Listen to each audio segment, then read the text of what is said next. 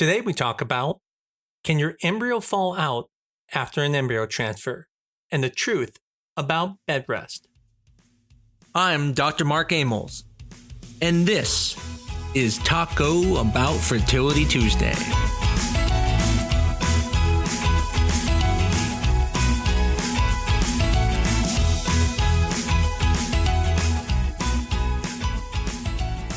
I'm sure you've asked this question. Can my embryo fall out after the transfer? And whether bed rest is going to help prevent that, or whether walking, peeing, coughing, laughing, or bending over can make an embryo fall out. And trust me, every fertility doctor has heard this question. And patients believe, well, they should go home, lie flat after their embryo transfer because that's going to be best for them. And I get it. I understand why people ask this. You just spent weeks, months, sometimes even years getting to this point. You took the medications, you did the injections, you had all the ultrasounds, and now you waited for this, the embryo transfer. I'm sure you went through multiple heartbreaks through the embryo reports, through the genetic testing, maybe delays. Now, the embryo finally gets transferred and suddenly every little movement feels suspicious. You stand up and you think, oh, maybe that was too fast. You pee and you think, did I just undo the transfer? You cough and you think, that's it. I launched the embryo into another dimension. But the truth is, it doesn't work that way. Your uterus is not a gumball machine, and the embryo is not going to fall out because you stood up. And what this episode is really about is about bed rest. But underneath that, it's about something much bigger. The fear patients have that one wrong move can ruin everything. So today, we're going to take that fear and bring it down a notch. So first, let's start by discussing, why did bed rest even become a thing? Where did this idea come from? Well, in honesty, it came from a place that made a lot of sense. See, early IVF was new. Embryo transfers felt very delicate, so doctors were doing something that looked incredibly precise. Placing an embryo in the uterus through a catheter, and it felt logical to say, okay, don't move. Just lie there. And honestly, that's how a lot of traditions in medicine start. Not always with evidence, but just what makes sense. No one proved it correct through a randomized study. It's not because we knew it impacted, let's say, live birth rates. It's because it felt cautious. And fertility is full of moments where patients and doctors want to do something, anything, because doing nothing feels uncomfortable. So bed rest became one of those kind of rules that just sounded protective and sounded right. The problem is, something can sound good and feel right and still not help. And that's the important part. As you know, IVF already comes with enough rules. Take this medicine at this time, come in for a blood draw at this time, avoid this, start this, stop this. Call us if this happens. Patients are already carrying a ton. So the point is, if you're going to add a rule, make sure that rule actually matters. And for routine bed rest after an embryo transfer, the evidence just does not support it. Matter of fact, there is even data showing that it actually lowers your chances of success. So we do not recommend bed rest after an embryo transfer. Now, that doesn't give you a green light to go skydiving. It's just saying that laying in bed isn't the right answer. Being normal, like walking around, makes more sense. So the real question is, can the embryo fall out? And you probably realize it now, no. And I know that sounds so simple, but no, it cannot fall out. The uterine cavity is not an open cave where the embryo is just rolling around and then waiting for gravity to make a decision. It's like a sandwich, where there are two soft walls touching each other. When we transfer the embryo, we put a little bit of fluid in there, very tiny amount, in the microliters. And between those sandwich slices, there are crypts, and the embryo falls in those crypts versus just sitting and rolling around. That's why when you stand up, the embryo doesn't just slide out. When you pee, the embryo does not come out because that's a completely different system. The urethra sits just above the opening of the vagina. So when you pee, you can't do anything because your uterus is all the way at the very top of the vagina. They're not even in the same organ. And here's something that could make you even feel a little bit better. If you think about it, what happens naturally? Well, naturally, the embryo goes down the fallopian tube and falls into the uterus, just like placing into the uterus. So technically, if you think about it, naturally, when you're walking around, that embryo is falling in the cavity and it doesn't fall out. So why, by me placing in it, would be any different? It's the same thing that's happening. Nature literally drops the embryo into the uterine cavity just like we're doing, except nature doesn't come with a $10,000 bill. The point is, it can't fall out just like it doesn't naturally and just like it won't with IVF. But what does the evidence say? Well, it says bed rest does not improve embryo transfer outcomes. There have been studies that looked at patients who rested after transfer and compared it with patients who got up shortly afterwards. The overall message is pretty consistent.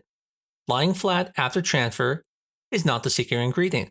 Even the American Society of Reproductive Medicine has guidance on this, and they say that there is good evidence not to recommend bed rest after an embryo transfer. And as I mentioned earlier, some studies have even suggested that prolonged bed rest could be associated with worse outcomes. Now, again, I want to be clear, this doesn't mean that by getting up magically improves implantation. It doesn't mean you should go skydiving. What we're saying is we want you to be normal. Now, if your normal is something crazy like running a jackhammer 8 hours a day, okay, well then don't do that. But we also don't want you to start doing something that you didn't do. If normally you're watching Netflix for a few hours a day and now you want to go run marathons, don't start it right after your transfer. The point is, normal movement is okay. Standing up is okay. And walking to the bathroom is absolutely okay. Even going home in your car is okay. Because living like a normal human is not going to affect your transfer, just like everyone else when they get pregnant.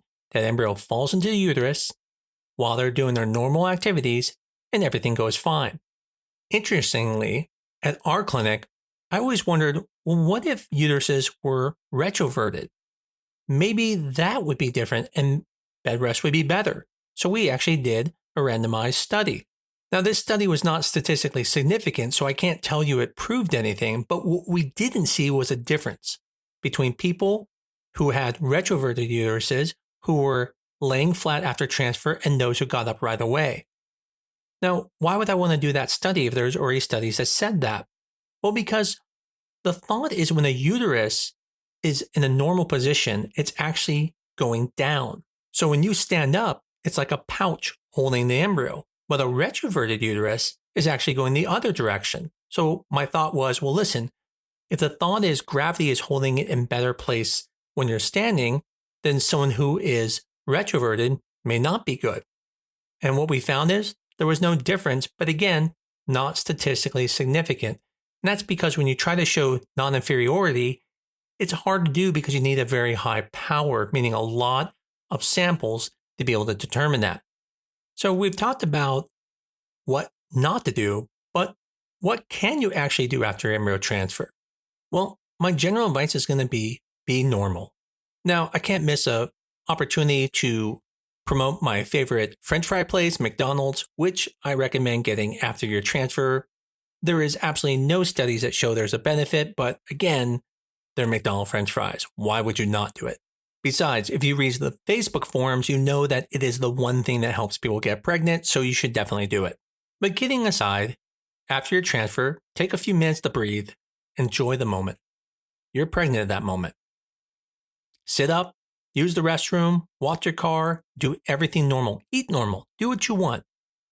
Except, again, don't do a jackhammer for 8 hours. If you want to watch TV, do it. You want to work on your laptop? Do that as well. You want to walk outside and enjoy the Arizona 110 temperature? Go for it. I don't know why you want to, but go for it. The point is, going off to work, perfectly fine the next day. I've even had patients go back to work the same day as long as their work isn't, let's say, physically intensive. Now keep in mind, every clinic has their own protocol. I am not telling you to go against your clinic's protocol. Absolutely follow their protocol because that's their clinic's instructions. Now, that doesn't mean their protocols are evidence-based, but that's okay. Follow what they say because that's why you chose that clinic. You trust them, and there's nothing wrong doing things that won't harm things. If they say that you should have bed rest, then do bed rest, but it's not wrong to say, why am I doing bed rest? Does the evidence actually support this? Now understand there is a big difference between take it easy and lie frozen in bed like a fertility statue. Taking it easy makes sense.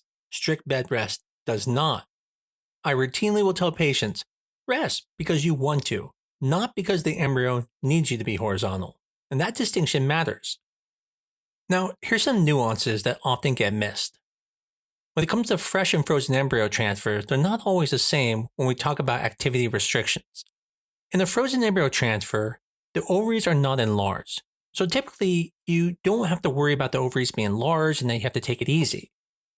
Whereas in a fresh transfer, your ovaries are going to be enlarged, and that's because you just went through a stimulation. You may even have close to ovarian hyperstimulation syndrome. So in that situation where you have enlarged ovaries, it may be very uncomfortable to be moving around. So part of the reason they may say to limit your activity is because of your ovaries, not because of the transfer that you did when you did a fresh transfer. This is why I was pointing out, always listen to your clinic and their recommendations. It's not because they're worried the embryo is going to fall out. It's more because they're worried about strenuous exercise or heavy lifting and twisting may impact your ovaries and cause you discomfort. And this is an important distinction because when patients hear don't exercise, sometimes they translate it into movement is dangerous to the embryo. And that's not the same thing. We may restrict activity for ovarian safety. We're not restricting the activity because gravity is hunting down your embryo. Here's the part I care the most about. I don't want patients spending the entire 2-week wait replaying every movement like a crime scene investigation. Oh no, I bent over and picked up my phone, or oh my goodness, I sneezed, I laughed, I walked too fast, I got out of the car kind of weird, we hit a lot of bumps on the way home. Maybe I should have moved out those groceries by myself. The problem is, the mind does what the mind likes to do, especially during IVF. It starts building a case against you. But implantation is biology. It is embryo quality. It's about uterine receptivity. It's about things like timing and hormones, genetics, inflammation, and even just chance. And yes, a lot of microscopic communication does occur that you have no control of. And so it's important. This is not like a game of operation where one wrong move means your embryo is out. When a transfer doesn't work, it is almost never something that you could have done. Coughing, laughing, sneezing, bending over, standing up, the ride home, absolutely cannot cause it not to work. As patients, we carry enough guilt because of the infertility. So let's not make fake rules to add more weight to it.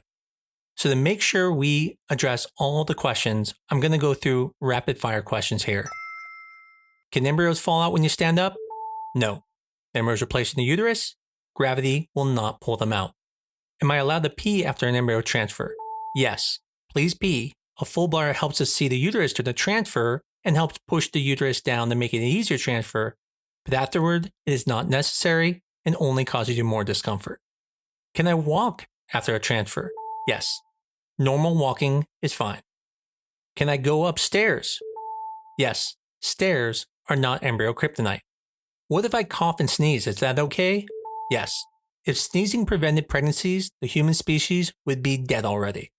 No one would survive allergy season. Is it okay if I laugh? Yes. Please laugh, because IVF needs more laughter, not less of it. Am I able to go back to work? Usually yes, unless your job involves heavy lifting, intense physical activity, or your doctor told you otherwise. Can I exercise? Well, light activity is usually okay, but avoid strenuous workouts unless your clinic clears you. This is especially true after a fresh transfer. As we talked about, the ovaries could be enlarged. Can I have sex after transfer? Well, this may change between clinics. Many recommend pelvic rest until the pregnancy test. I would follow your clinic's protocol. Now, one of the reasons we tell you not to have intercourse is not because it could hurt the pregnancy. We know that's not true. But more because you can get bleeding, and that can scare you, and there's nothing we can do to reassure you because there's no heartbeat yet. So then you have to wait at least 48 hours to see if the HCG is dropping. That's usually why we recommend not having intercourse after the transfer. Should you take the rest of the day off after your transfer? You can, and it may actually be quite relaxing, but it's not medically necessary. And the last question, probably the one most people think about. Can stress make the embryo not implant? Well, stress is miserable, and you deserve support and you should have support. But ordinary anxiety during the 2-week wait is not something that can cause it not to work. Do not blame yourself. If stress itself caused it not to work, no fertility clinic would have success. And even studies have shown that yes, infertility and fertility clinics does cause stress, but stress itself does not cause it not to work. In the end, what do I tell patients? I keep it simple. I say, enjoy your day, eat normal. There really are not many restrictions. We just say don't do the things you really shouldn't do, like don't do crack cocaine. I think we can all agree on that. Don't go and use heavy machinery that's going to be pounding up and down. Don't go fight a bunch of ninjas in a ninja fight. And don't go lay in bed all day. There's no reason for it. Now, if you want to, maybe you're tired, go for it. But don't do it because you think the embryo needs it. You're allowed to move. You're allowed to pee. You're allowed to cough. You're allowed to exist. The point is your job after transfer is not to become perfectly still. Your job is to follow the medical plan your team gave you and try to reduce your stress as much as possible, not because it affects the transfer, but just for your own mental health. I know that's easier said than done, and I can assure you that 2-week wait is basically a masterclass in overthinking, so let's at least remove one unnecessary fear. Bed rest is not a thing that makes an embryo implant, so don't be worried to move. So here's the takeaway. After an embryo transfer, you should take care of yourself, but you do not need to treat yourself like a porcelain doll. Routine bed rest does not improve outcomes. Your embryo is not going to fall out when you stand up. That means peeing after transfer is fine, coughing after transfer is fine, laughing is fine, walking and just being a human is fine. And if you want to rest, rest. If you don't want to rest, that's fine. Walk around. Just don't go run a marathon or jump out of an airplane. Preferably with a parachute, of course. The point is, the embryo is either going to implant or not, based on biology, timing, embryo quality, uterine factors, and many other things outside of your control. And yes, that's frustrating not to have that control, but it's just how it is. So after the transfer, take a breath, follow your instructions, and be kind to yourself, and please, go pee. As always, I greatly appreciate everyone who listens to this podcast. If you like this podcast, tell your friends about it, give us a 5-star on your favorite medium, but most of all, keep coming back. Maybe you know someone who is going through a transfer and may benefit from this. Tell them about this podcast episode so they can listen to it. Maybe it might help reduce some of their stress. As I always say, keep coming back, and I look forward to talking to you again next week on Taco Bout Fertility Tuesday.